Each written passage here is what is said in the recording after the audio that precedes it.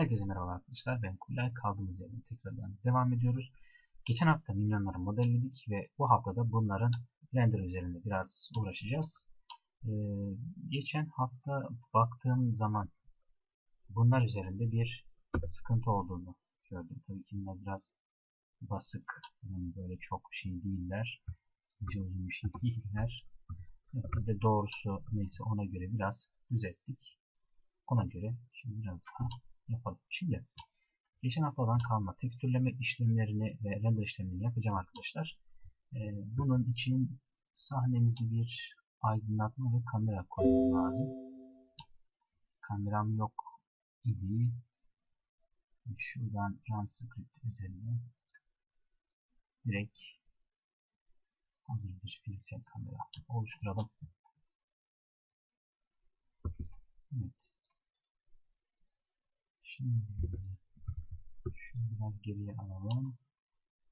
Şunu aktif ettikten sonra şimdi dönecektir.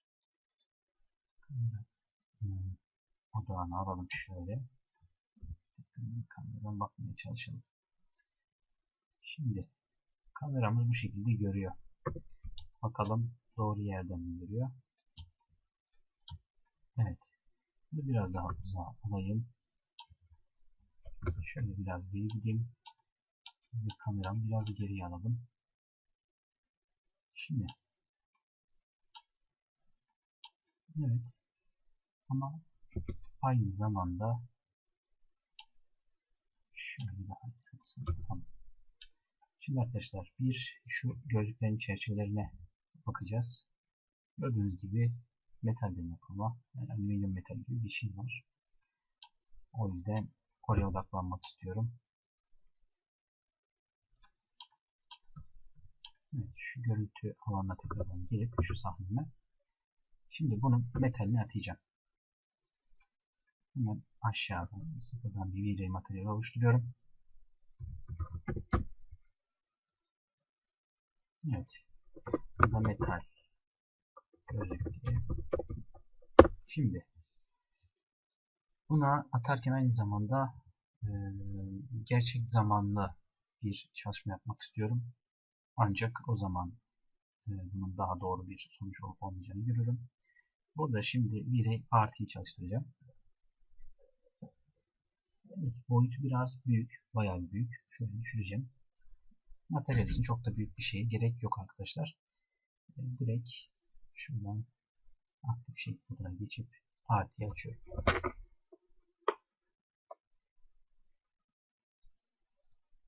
Şimdi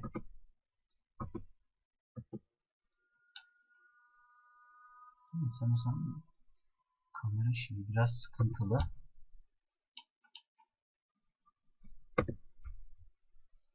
Şöyle kameramı alayım. Şimdi kamera geldiğim zaman demek ki çok ayarlarda oynadım. Şunu biraz açayım. Shutter speed'imizi şöyle düşürelim. Başka şu niyetimizi kaldıralım. Evet.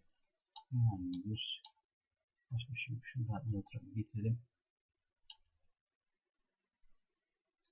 Shutter speed'imizi biraz daha düşürelim.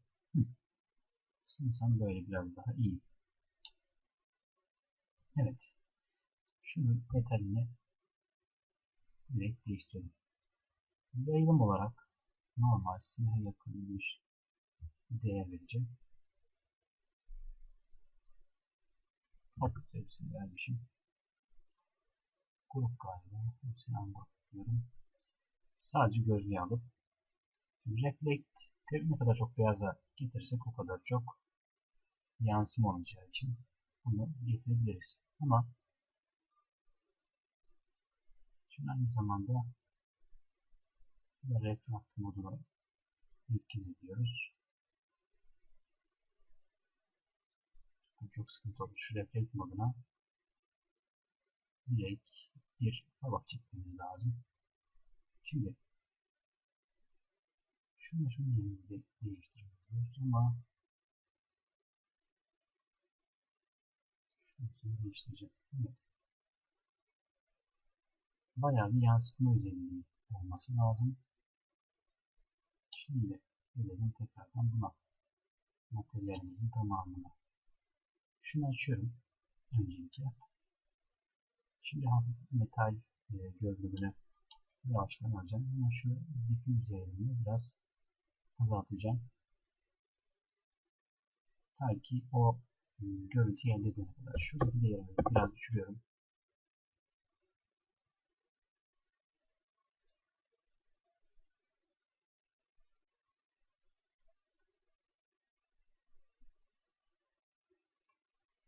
Bu değeri biraz daha açacağım. Hatta biraz kapatalım. Şimdi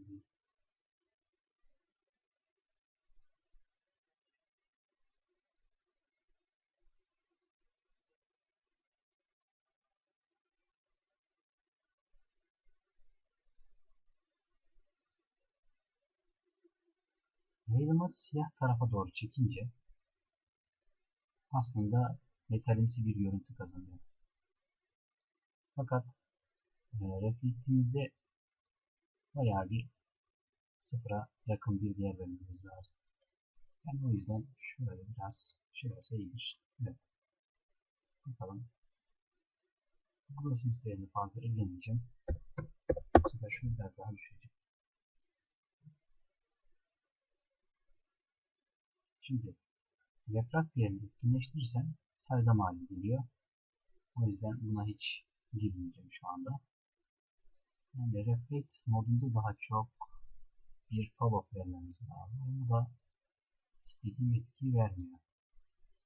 O yüzden bunu siliyorum. Şu reflect etkisini biraz orta hale getirip process değerini 89-90'a çıkaracağım. Biraz daha çok şey oldu galiba. Refrakt modunu tamamen siyah yapıyorum. Ama o istediğim metali hala sağlayamadım. Şimdi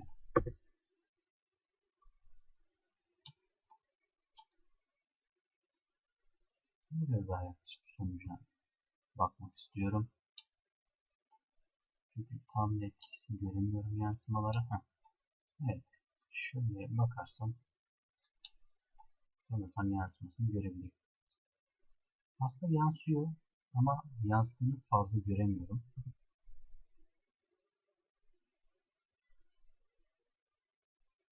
Çünkü mat bir görüntü elde etmem lazım. Evet.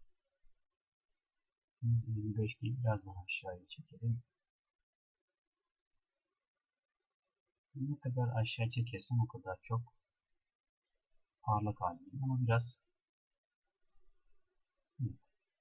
Yani bu değerler gayet güzel bir noktaya varıyor.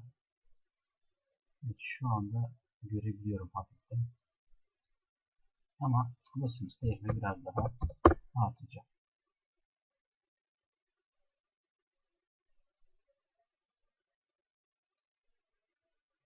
Evet. Flash'lar etkisini verirsem şu değeri biraz üstüne çıkmam gerekiyor. 20, 30, 40 bakalım. Evet. Buna yalnız bir pamuk versek peki nasıl bir etki yapacak? Evet. Fallout'taki değerini direkt çıktıdaki output değerini aktif hale getireceğiz. Ve ondan sonra tekrardan buraya geleceğiz arkadaşlar. Şimdi Enable Color Map'i aktif hale getiriyorum. Ve buradan bir denge noktasını çekip direkt bu noktanın bir somut haline getireyim. Bakalım şimdi onun etkisiyle uğraşacağız. Evet. Yansıma oranı biraz daha yüksek tutalım. Şu oranı da biraz yükseltin. Çünkü hala istediğim sonuca varamadım.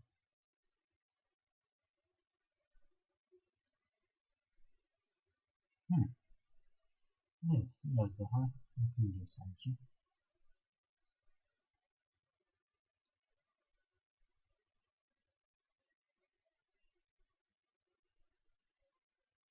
Bakalım. Evet, sanki ama buraya gelen bir ışığı almıyor gibi bir şey gözüküyor. Fakat şuradaki ışık yansıması biraz fazla. Yani bu sahne içinde ben ışık koymadığım için burada ışığı yansıtmıyor. Sadece Dome light koydum ve o Dome light ışığının etkisini, yani o yüzden bu ışığın belli olması için direkt normal bir ışık koymam gerekiyor. Bir plane koysam bakalım nasıl bir sonuçla karşılaşıyoruz. Işık patlayacağı için sıkıntı yaratır. Şimdi direkt üzerinde çalışalım hatta. Evet.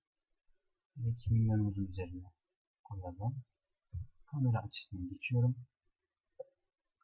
Şimdi kameraya geçmeden kamera ayarlarını biraz kısacağım bu sefer. Bu sefer shutter speed'i biraz düşürelim.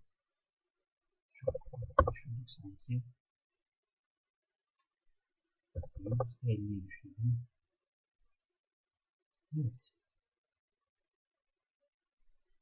Şimdi aynı zamanda sahnenin dışındaki şu ışığı seçip buradaki ayarlamaları yapacağız. Şu ayarlar üzerinden reflection'ı fazla üzerine sürmüyorum. Stories Irradiance Map deyip direkt daha kısa sürede render almayı sağlıyorum. Burada aynı zamanda Invisible etkisini görmek istiyorum. Evet, benim ekranımın gözükmesi. Evet, gördüğünüz gibi otomatik kaydediyor şu anda. Işık patlamaları daha yakın bir sonuç şu anda elde ediyor. En azından bu aşamayı biraz daha düzgün hale getirebiliriz. Modellemeden kaynaklı biraz sıkıntılarım var. Bunun için özür dilerim. Şimdi evet, çok kötü bir şey yaptım ve render'ı kapattım şu anda. Tekrardan alayım. Şu ekranı geçip kamerama bakalım. Şu tekrardan alacağım. Evet. Şimdi minyonuma deri rengini biraz değiştireceğim. Minyon rengi buydu. Şimdi şöyle bir bakıyorum. Biraz daha sarımsı ve mat. Yani nasıl? Şöyle bir rengi var sanırsam.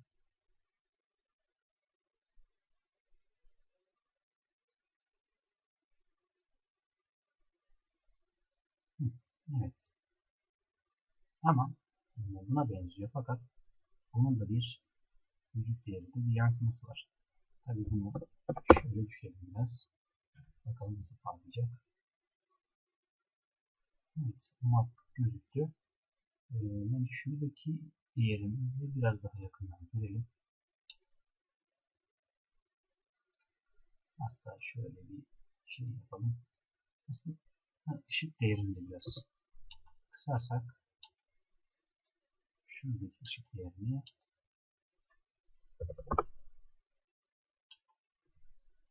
evet, ışık değerini geliyorum. Tekrardan kapatıyorum. Yani burada ışık atladığı için öyle bir sıkıntı olarak gösteriyor.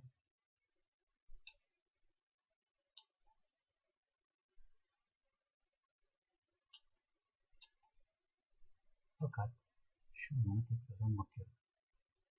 Evet, bayağı bir hafif bir malzeme gözüküyor. Bu yüzden reflekti biraz boğmak istiyorum.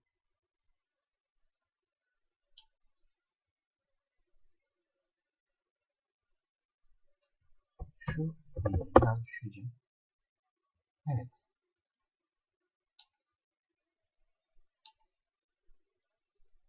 Hatta şu arkadaki değere bakıyorum. Evet.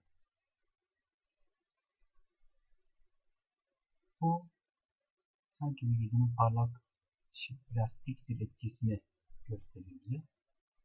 Bu yüzden reflekt aşamasını tekrardan bir palok çekeceğim.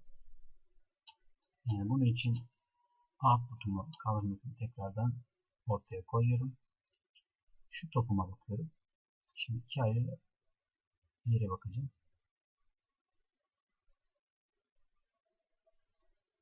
Şimdi renderla birlikte aslında şu topa bakmam lazım. Burada değerlerimiz yine aynı. 1 ile 0 arasında değerlerimizi geçiyoruz. Şöyle direkt bir nokta oluşturalım. Bu noktayı da sumut haline getirelim. En aşağıdan bakalım. Şimdi yansıma nasıl gidiyor? Yansıma gördüğünüz gibi bir yerlerde şurada başlığı daha çok parlak hale geliyor. Şu sol tarafta, sağ tarafta daha yumuşak. Yani bunu şöyle biraz daha açacağım. Şu aşağıdaki etki aslında daha çok önemli. Bir de şu sağ tarafını alayım. Evet. Renginde biraz sıkıntı var gibi. Ama şu gördüğünüz gibi etkiyi oluşturuyor şu anda. Biraz daha getirsem. Evet, şuradaki etkiyi yavaştan biraz daha yükseltmemiz lazım ama en azından ucundan bir yerinden yakaladık. Şimdi bu etkiyi biraz daha aşağı doğru çeksem.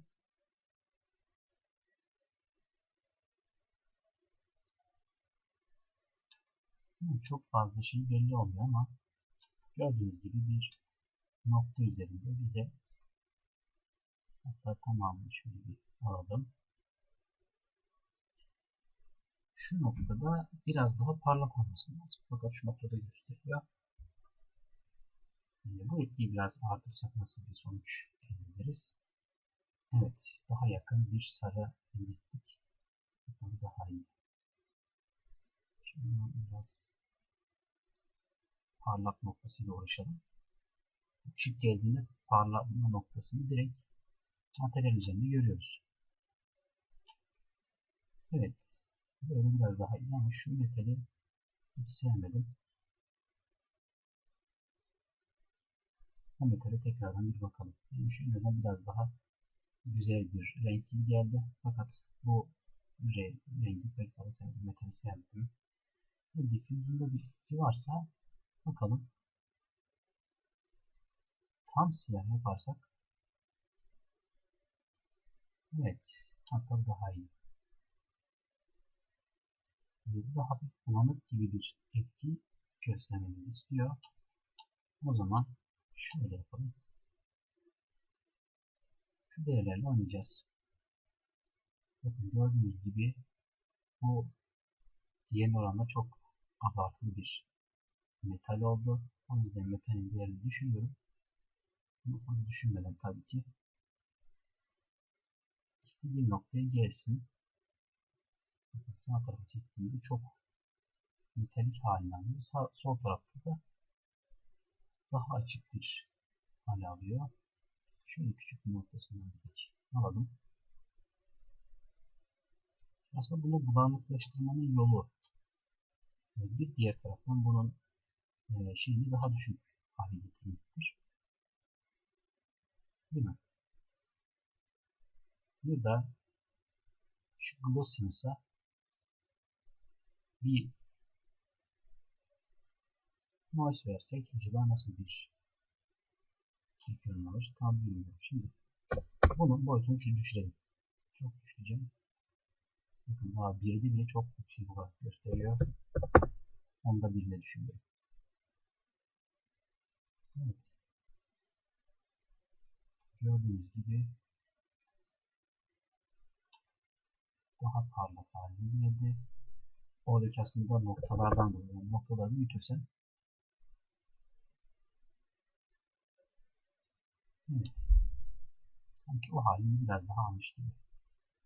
Sadece bunun yükseklik değeri düşük alırsak bizim için fazla önemli olmaz. Evet. Bunu bir de tekrar yükseltelim. Hatta 0.89'a bakalım. Evet. Noktalar aslında bunu daha şey haline getiriyor. Böyle blurlu hale getiriyor. O yüzden onun dışında refraktı kullanmıyorum. Yoksa render süresini bayağı bir açmamıza neden oluyor. Yani bu konuda çok sıkıntı yaşayabilirsiniz. Fakat şu anda benim alacağım istediğim sonuç bu şekilde. Şimdi gözlere gelirsek, evet, şu gözü tekrardan gruptan çıkarıp şu ortasındaki şeyi siliyorum, daireyi siliyorum. Şuraya tekrardan bir V-Ray materyalini atlıyorum. Şimdi bu materyalini attıktan sonra bunun ben bitmap ayarına direkt çekeceğim.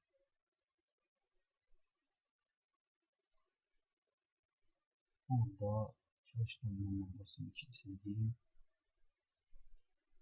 Şöyle bir, evet, göz dosyası olacaktı. Bakalım, hemen şunu da kaldırayım.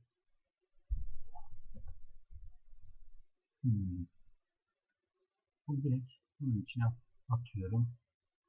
Şimdi bunun rahatlığı yaptım. Buraya direkt map atacağım. Bakalım daha iyi olabilecek mi? Evet. Şu an atalım ama görmüyor. Şöyle yapayım.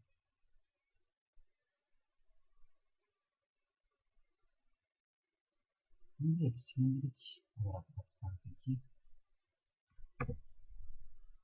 Neden böyle bir şey yapmadı? Aynısını bunu yapalım.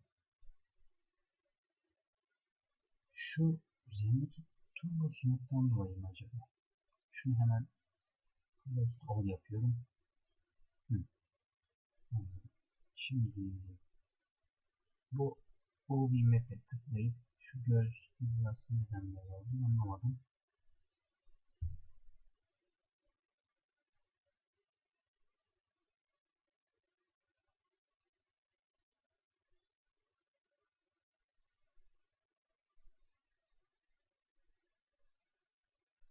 Bunun tam ortasında bir sıkıntı var. Bunun tam kendini gösteremiyor. Evet, plan şekli yapsam. Bu sefer arkasındaki şeyi görüyor. Bu yüzden şu dosyayı direkt burada göstereceğim arkadaşlar. Evet. Gözümüz bu şekilde. Tabii bunun da netlenmesini tekrardan bir göz önüne getirelim. Box haline getirirsek bu sefer düzeldi. Ama tüm gözü tabii görmüyor.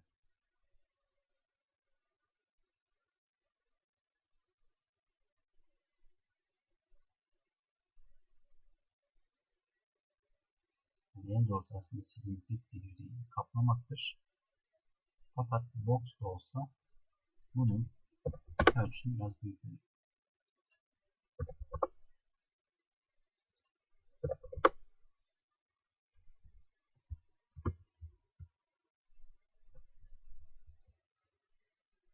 Plan bir şekilde verelim. Şöyle direkt gözümüz büyük olsun. Ve gözümüzü biraz düşürelim. 30'a düşürelim. Çapını da, evet. Şimdi iyi oldu. Fakat ben bunun aynı zamanda bu katmanı maplerini alıyorum hemen. Bitblend yardımıyla. Şimdi Pixblend'i bir diğer videomda anlatayım. Fakat bu videomda kısaca söyleyeyim. Pixblend, Photoshop'un bir eklentisi olmakla birlikte bize sağladığı yararlardan birisi de budur. Şöyle gördüğünüz gibi arkadaşlar, tüm map'i burada size çıkarır. Yayılımı, ondan sonra bunun aynı zamanda yansıyacağı şekilde ve normal map'ini bu şekilde çıkarıyor. Evet, bunu bu şekilde alalım dosyasını. Sildik, direkt bunu dosyamızın içine atıyorum. Direkt göz olarak kaydediyorum. Evet, bunun reflect aşamasında bitmap kullanacağım. Bu gözün direkt speküler etkisini alıyorum. Evet, şu anda hafiften bir şey gördünüz arkadaşlar. Şimdi buna şeyini veriyoruz. Yazmasını veriyoruz. Ve yansıyacağı toplam şeyini de verelim. Gördüğünüz gibi göz parlak ne aldı? Parlama şeyini aldı. Bakalım diğerleri de öyle mi? Hatta daha fazla parlaklığını gösteriyor. Şimdi bir diyelim. Canlı olduğunu da gösterelim. Evet. Bunun dışında şu parlaklık derecesini biraz artırabiliriz. Gerçekçiliğini arttırmak için. Evet. Böyle biraz daha arttığını görüyoruz arkadaşlar. Şimdi ben şunu 0.99'a getireyim. Bakalım. Biraz daha kendisini belirtsin. Evet. Bununla birlikte tekrardan diğer map'ine bir bakalım. Bir bam atalım bakalım bir ışık olacak mı?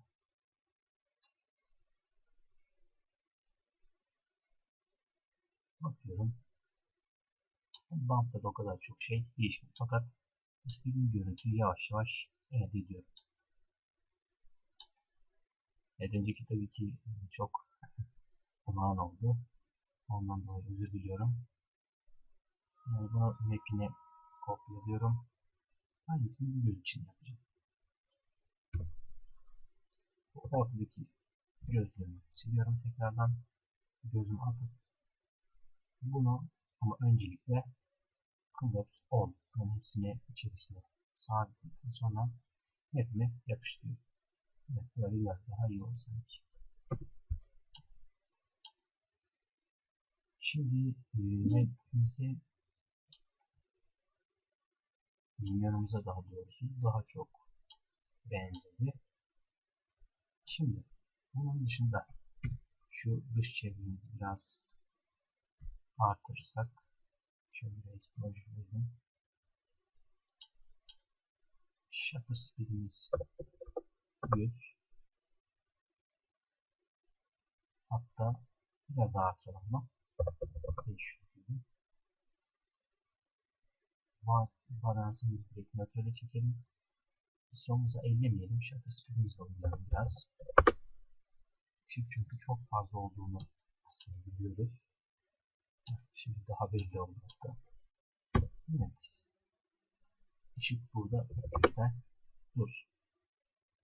200'de 100'de. Şimdi kendini biraz daha belli ediyor. Tamam. Böyle iyidir. Şimdi gözümle bakalım böyle yavaştan.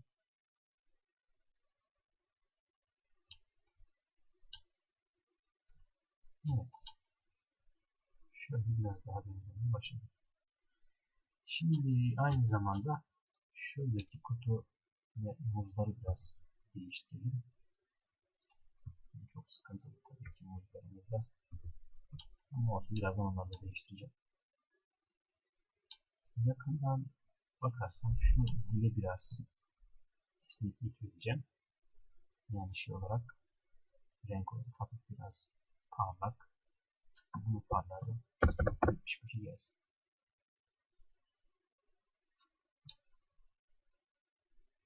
Bir de şöyle bir detayımız var. Yani milyonların dişleri biraz daha büyük olduğunu fark ettim. Yani daha kalın.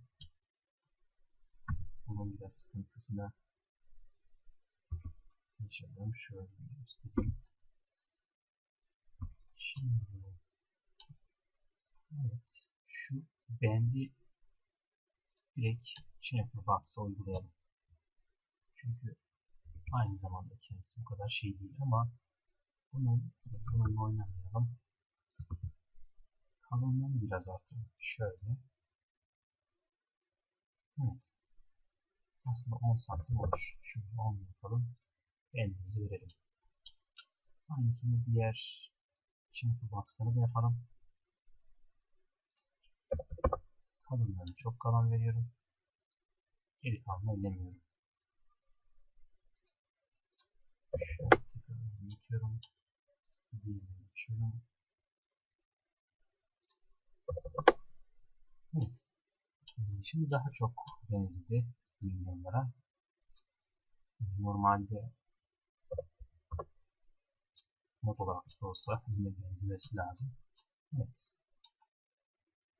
Aynısı bunun altında olacak tabi. Onu unuttuk.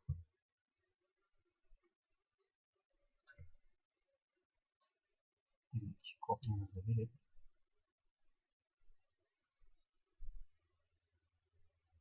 buna da bir effective box verelim. Yani sadece şu kontrol noktalarından tutup evet, onları büyütelim. Şöyle gelir zaten. Direkt bunları tutarım. Arkadaşlarını şöyle biraz çıkarayım. Evet, gördüğünüz gibi biraz daha milyona benzedi. Şunu şöyle biraz daha görelim.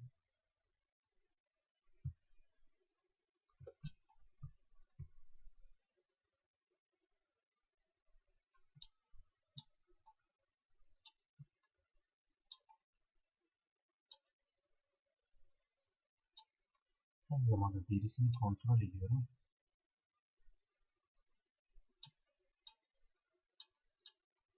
Evet, sıkıntılardan birisi de şu. Kendi koduyla. Şimdi bunun kodu için hemen kendi materyalini geçip şu diffuse modundan seçiyorum.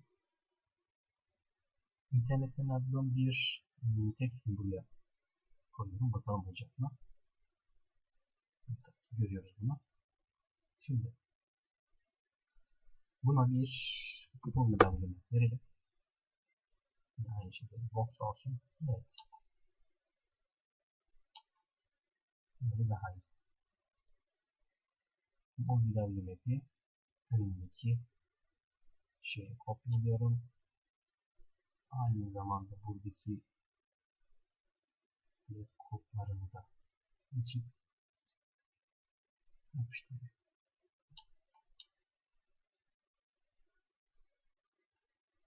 Çok fazla grup yaptığım için çok sıkıntı yapıyor. Yani aslında şunların hepsini collect all diyebilirim. Ama şu an için demiyorum. Evet, minyonumuz biraz daha kendine geldi sanki. Ama şu göz çevrelerinde de bir değişiklik var.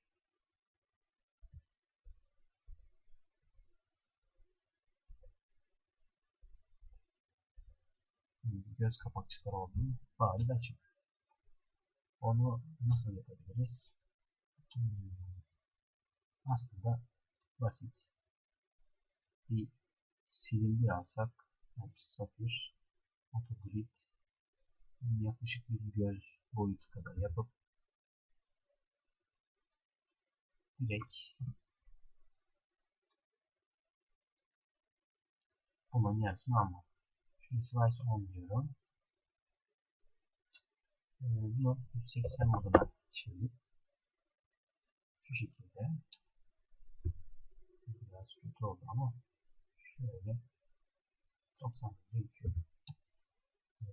Tabii bu göz kapakçı olduğu için böyle olmaz.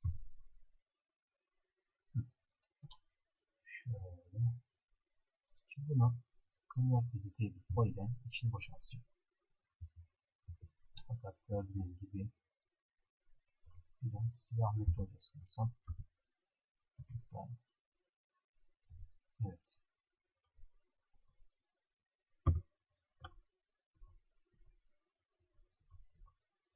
Şunları sileyim.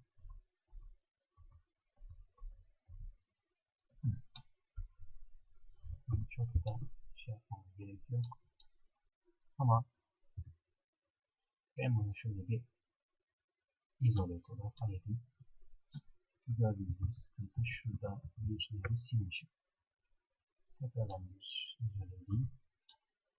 Gördüğünüz gibi şu göz kapakçığını direkt alıp evet, bu daha iyi. Tekrardan izole diyorum. Eski haline geliyorum. Gördüğünüz gibi gözü fazla şey değil. Şu köşelerden de biraz çekersem. Evet. Hı. Şimdi biraz daha güzel sanki. Buna bir kabuk vereceğim bu sefer. Göz kapakçı için. Şöyle biraz geriye geldim. Evet. Şimdi daha iyi oldu. Aynısını diğer yüz için de yapıyorum.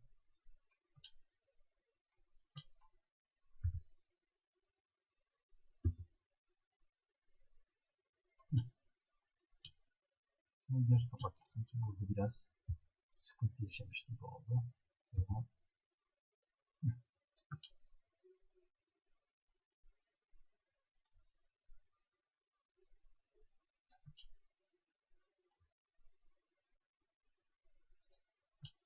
çok açık bir şekilde biraz daha dışarı alalım. Tamamdır. Yani sıfır yaparsak biraz daha düzgün gözükecektir. Evet. Minyon tipine benzedi. Şuradaki sıkıntıdan bir bahsedelim. Hemen bir kaldıralım. Evet. Yani şuradan. Buradaki ayarları kaldırınca direkt otomatikman bize hatamızı kaldırıyor arkadaşlar. Onu da söyleyeyim. Birkaç sıkıntımız var şimdi. Şu eldiveni biraz sıkıntılı. O yüzden şu eldiveni tekrardan grup yapıyorum. Eldiven materyalini hemen buluyorum. Seramik beyaz diş. Evet.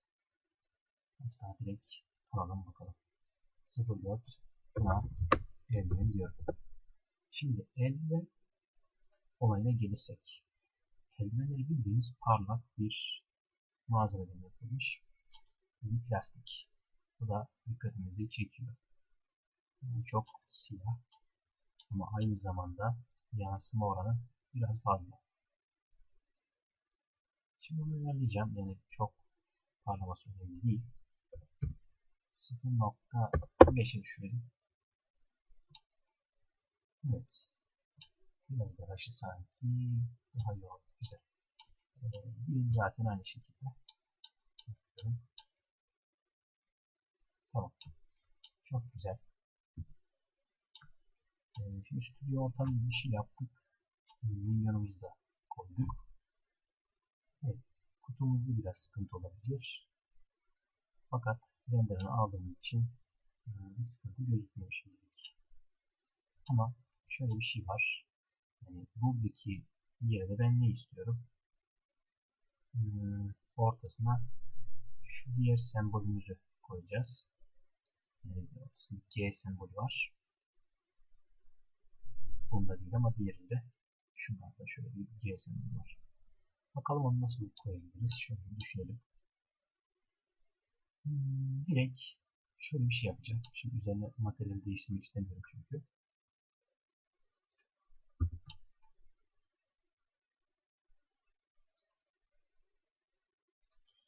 Bu plane üzerine deneyeceğim.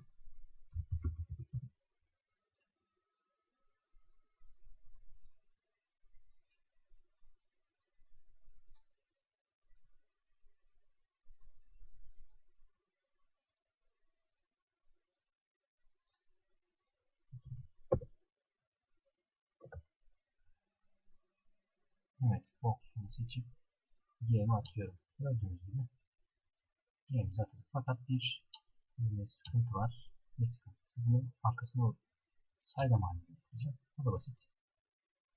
Hemen logomu alıyorum. Shop atıyorum. Şimdi şu siyah olan yerin dışını beyaza boyayacağız.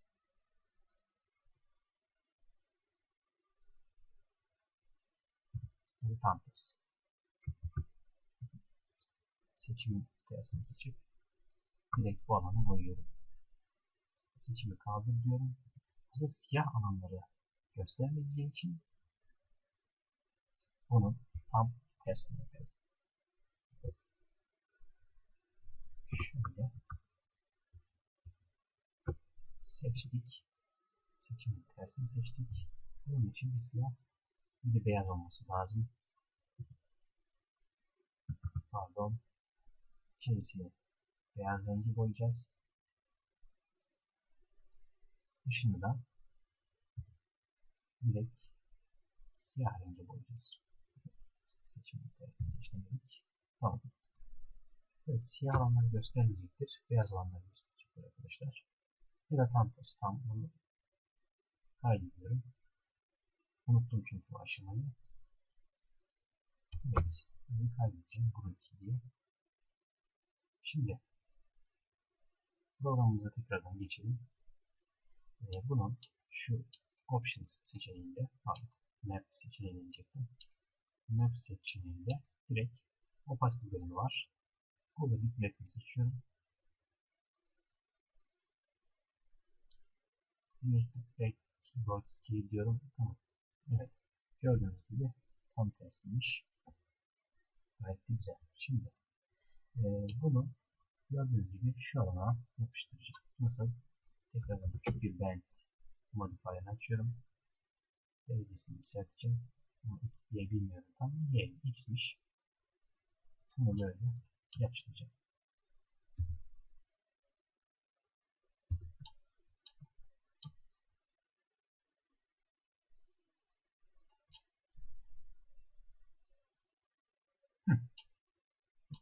Uzatma işlemi.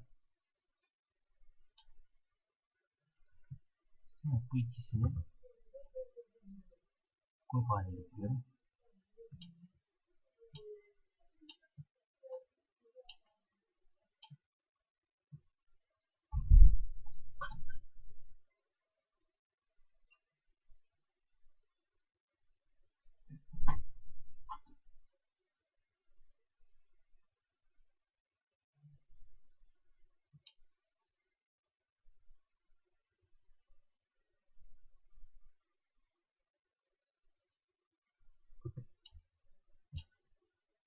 Evet, gördüğünüz üzere arkadaşlar. Bunu da bu şekilde hallettik. Tabi bunlar yüzeyde çok parlıyor. Yani hem ışık hem de galiba bunlar biraz şimdiye'den yakalamaya çalışacağım. Şu ışık modunu şöyle önünden direkt vermeye çalışıyorum.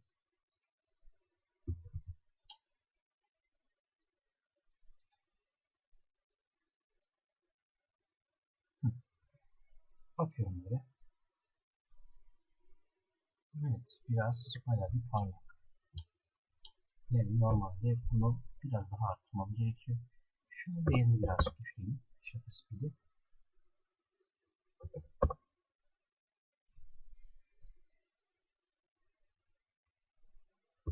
Biraz daha düşürsem. Tamam. Evet, bu değerde biraz daha doğru bir sonuç elde ediyorum. Yeni minyonumuz hayırlı olsun.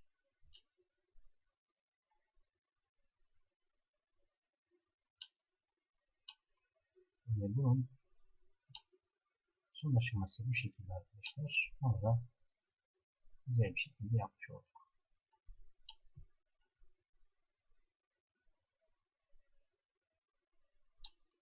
Evet, tabi istediğimiz şekilde bu minyonları çoğaltabiliriz. Yani şu şeyi biraz atalım dışarı. Sadece minyonumuz kalsın. Tamamdır. Şimdi bir götürüyoruz onu kameradan takip ediyor. Kameranın odağı da burada kalmış. Onu da çıkarıyorum. Çünkü sadece minyonum istiyorum. Minyonumu tekrardan gruplayıp bakalım şimdi birkaç tane haline getirip şimdi nasıl bir şey olacakmış. Onu görelim.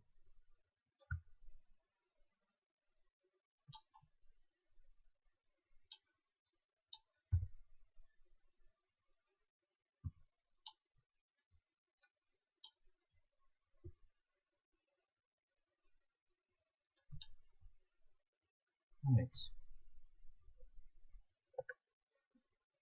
Gördüğüm animasyonlara göre biraz yakın bir sonuç elde ettik. Yani bunu istediğiniz şekilde de hareket edebilirsiniz. Şu kollarını ben sadece kolumu hareket ettirmek istiyorum. Şimdi şu pivotunu biraz yukarı kaldıracağım. Kol hizasına getireceğim. Bakalım öyle bir değişik bir şey yapalım. Tamamdır. Şöyle bir kolla oynatsın. Minyonumuz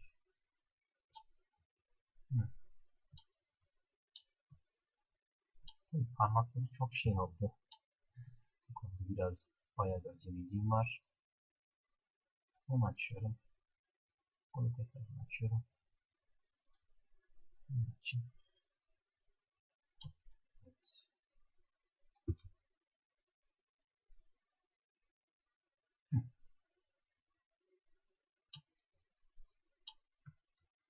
Bunu aynı şekilde bir noktaya getirelim.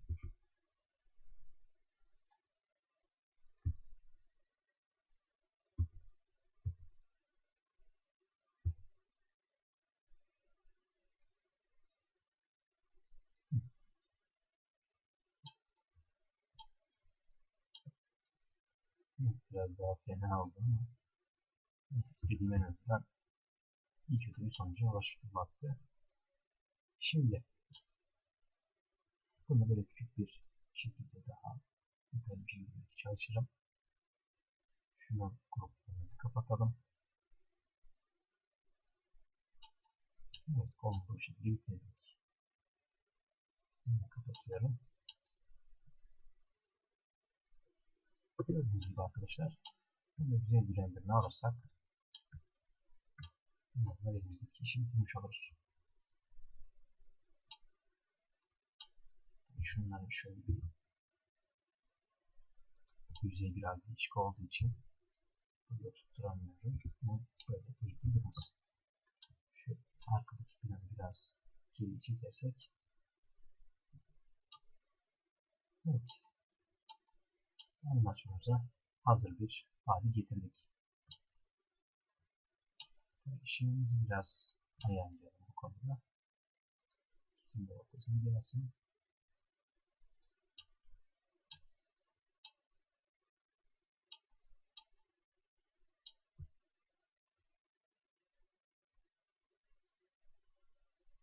Evet, bakma yerlerini de değiştirirsek da kameraya uygun bir şekilde bunu da bir güzel bir hale getirelim. Tekrar şunu aktif hale getirelim. Unutuyoruz her zaman. Tekrar aktif hale getiriyorum. Bakalım.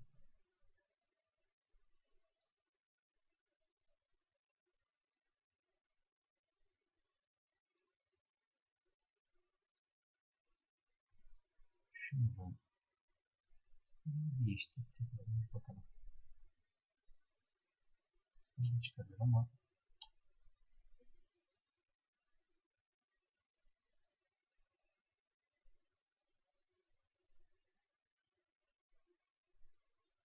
şunu iteratif bir hale değil.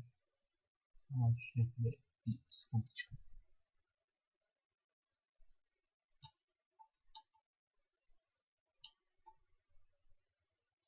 Evet. Şimdi kamerayı bakalım. Kamera açımızı da ayarlayalım. Sadece kamera açısını seçiyorum ama kameramı seçmiyorum. Evet. Kameram tabii ki uzakta gözüküyor. Şimdi biraz geri çekip her ikisinin de kamera tarafına bakmasını sağlayacağız. Yeter. Şöyle kamera açımızı ayarlayalım. Güzel. Şimdi modellerimize girip gözlerimizi dikelim. Bakalım nasıl bir sonuç olacak. Ayarlaması biraz sıkıntılı ama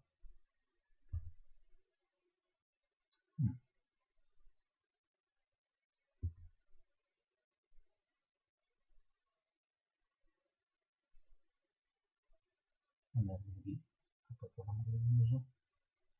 Buradaki minyonları açalım. Sadece gözünü seçebiliriz. Başka bir şey yapmayacağız. Tabii böyle bir göz sheet olmayacaktır.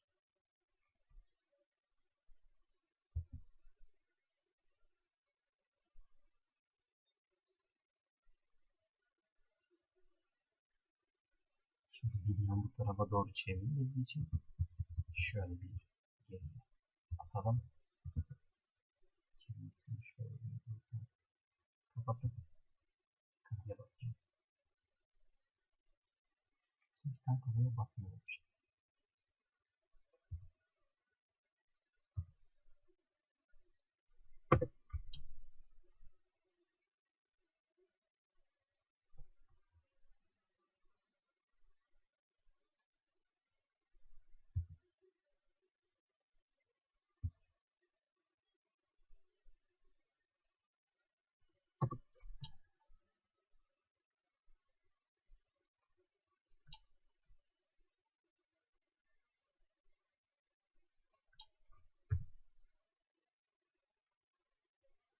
Evet.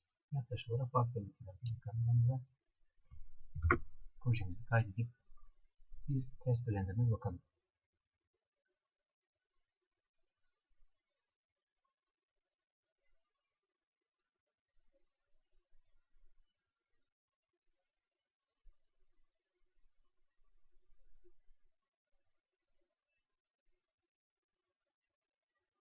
Hazır yine büyük bir ayarımı seçiyorum. Test render ayarlarını seçiyorum. Ve render'ımı alıyorum.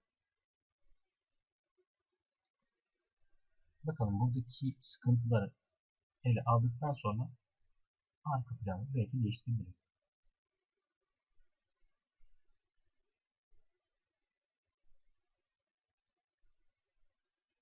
Aslında bir şey unuttuk. Yani burada unuttuğumuz şeylerden birisi de bu göz sıvısı. Yani gözünün beyazı, gözünün akı. Evet, o akını biraz daha düzgün bir şekilde ayarlayabilirdik.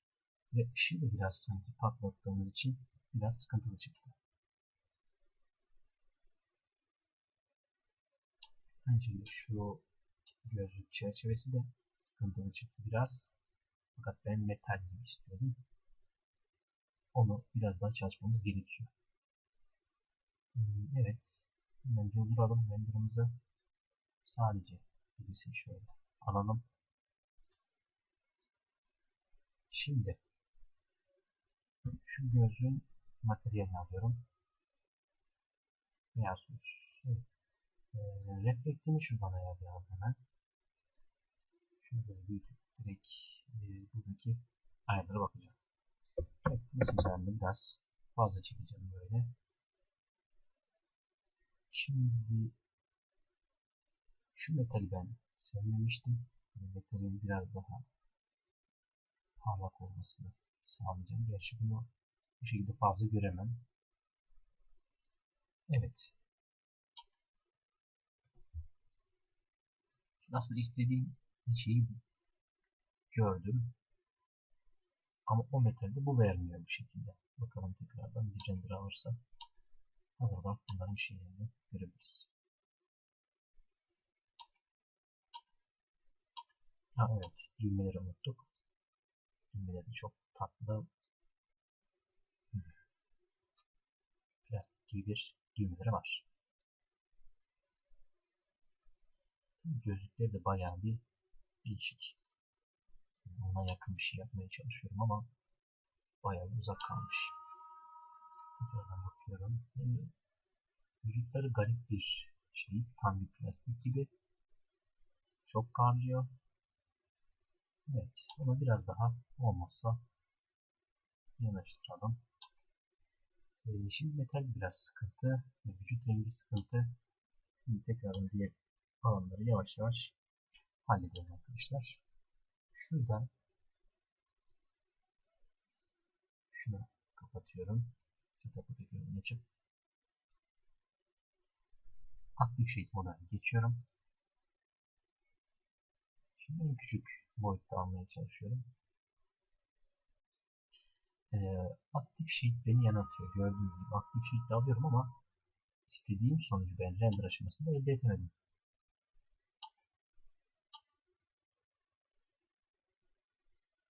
Active Sheet'te daha yine ne güzel çıktı. Ama bu sefer diğer aşamada biraz sıkıntı yaşadım. O yüzden Active Sheet'i kapatıyorum. Production modda daha hızlı ve daha fazla render alacağım ama düşük boyutta almam lazım. Şimdi tekrardan bir render alalım.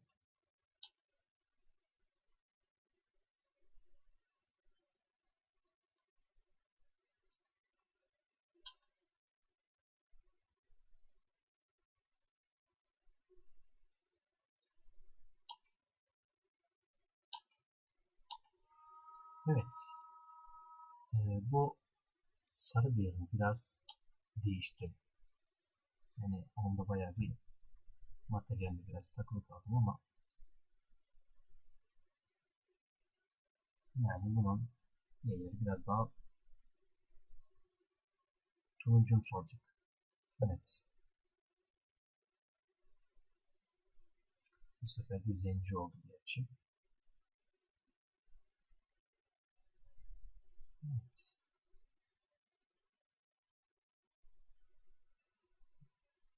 Uzayda yapabilirim gerçi.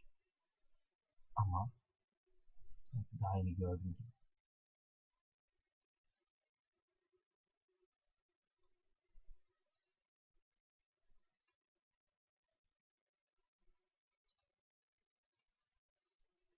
Küçük bir alanını alalım. Biraz daha kırmızımsı.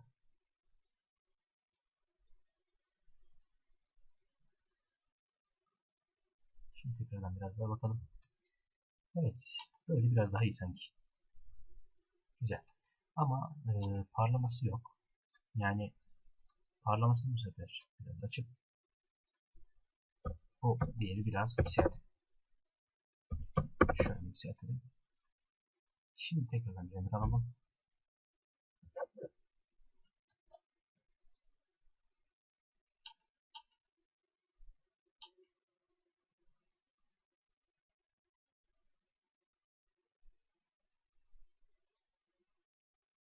Aslında e, göz kapağı göze yakın olduğu için çok fazla sırıtıyormuş gibi geldi bana. Yani tamam bir diğeri kadar yüksek tuttuk ama gördüğünüz gibi şu göz kapaklı yerine biraz daha içeri götürdük. Şöyle. Buna biraz bozuk vermek istiyorum. Evet. Göze yapışıkmış gibi görünsün. Başka bir şey gözükmesin. Evet, böyle daha iyi. Aynısını bu diğer ürünün içinde yapıyorum. Şu göz içinde yapıyorum.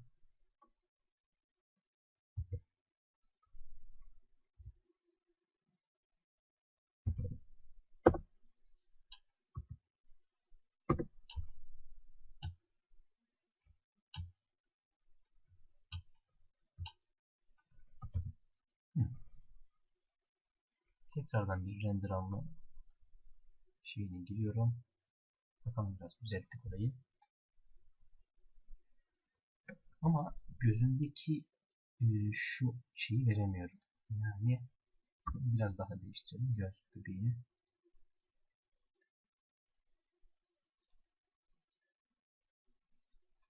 Evet, parlaması gerekiyor sanki göz. Böyle çok pasif kalmasın. Şimdi bakalım. Evet. Bu sefer gözün parlama şeyi bayağı bir yüksek. Ama bir bakalım doğru mu gerçekten. Hı, güzel.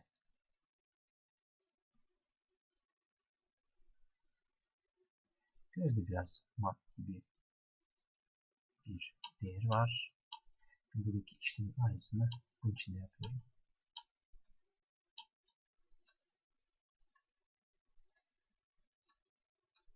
Bu değerin aynı şeyi veriyorum tekrardan.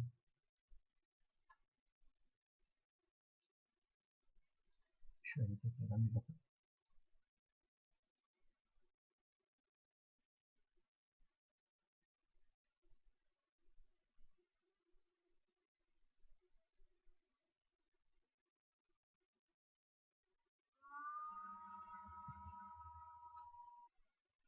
sanki şaşı gibi bakıyor. Anında durumu şöyle giderelim. Grubu kapatalım öncelikle. Şu iki grubu. Tamam. Şimdi bunu biraz daha şöyle çevirelim. Şöyle çevirelim. Sanki kameraya bakıyormuş gibi. Şimdi gözlerini değiştirebiliriz. Evet. Şunu open diyorum. Gözünü kameranın odağına. Şöyle aynı şekilde. Hı. Aynısını bunun için yapıyorum.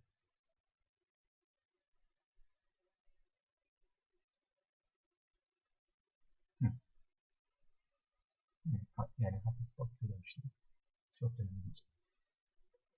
Bunun yüksek çözünürlüklü bir düşük renderını alıyoruz. Ama şu modu unuttuk. Evet, bu bölümü unuttuk. Şu sahnelerden de birisini ekleyebilirsek doğru düzgün bir şey sağlayabiliriz en azından.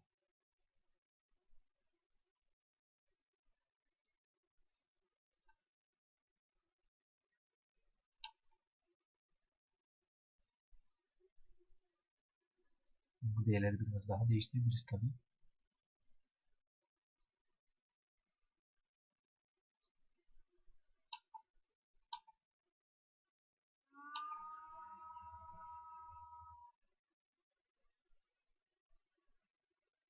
Şu gözünde bir sıkıntı var. Bariz kendisini belli ediyor. Evet, şöyle bir değişebilir. Sanki aynı zamanda ne demiştik? Şu muzları. Evet. Bunun için direkt internetten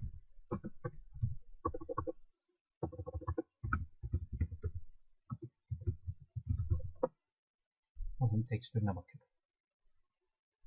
Şimdi evet, muz nasıl bir meyvedir?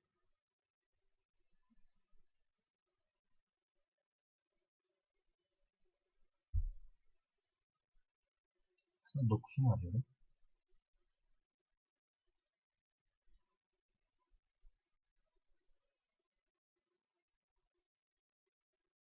Evet. Şöyle bir dokusunu alabilirim. Güzel bir şekilde. Meyvedir biraz abartılır. Aynen. Bunu bir deneyelim.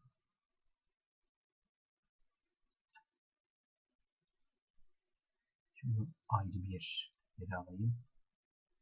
Şu malzemeyle evet, aynıymış. Şöyle yine bir malzeme ekleyelim.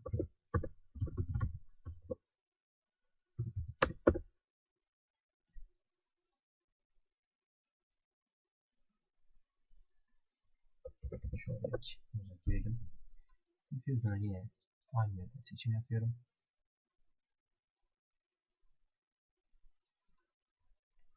Kendimizi biraz şöyle alalım. Şunun bir efekti biraz şey olur. Şunu biraz parlasın. Smoke değildi. İyidir. Güzel. Aslında bunun bant değerine de aynı tekrar girersek kendisinin dokusunu belki görebiliriz. Bakalım. Evet. Kendi değerini gösterecektir bu. Çok iyi olmasa da tüm muzları şöyle bir tekstürleyelim. Evet tabii bunu atadıktan sonra maplerini gidereceğiz.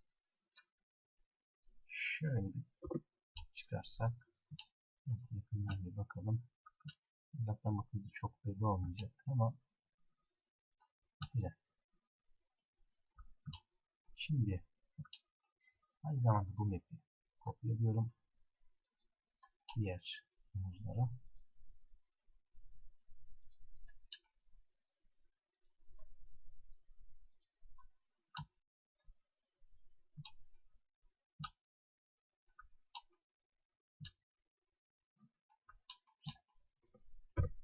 Bunu da bu şekilde hallettik. Hatta şu kamera açısını biraz çekip şöyle güzel bir render alalım.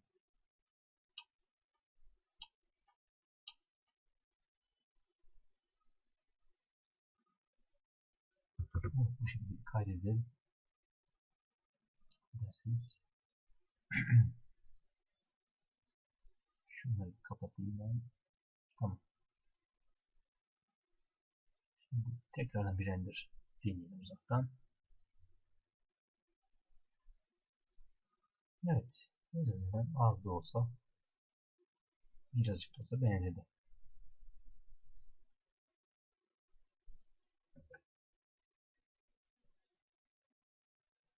Evet arkadaşlar. Bu aşamayı bu şekilde hallettik. Tekrardan bir sonraki videolarda görüşmek üzere. Hoşçakalın.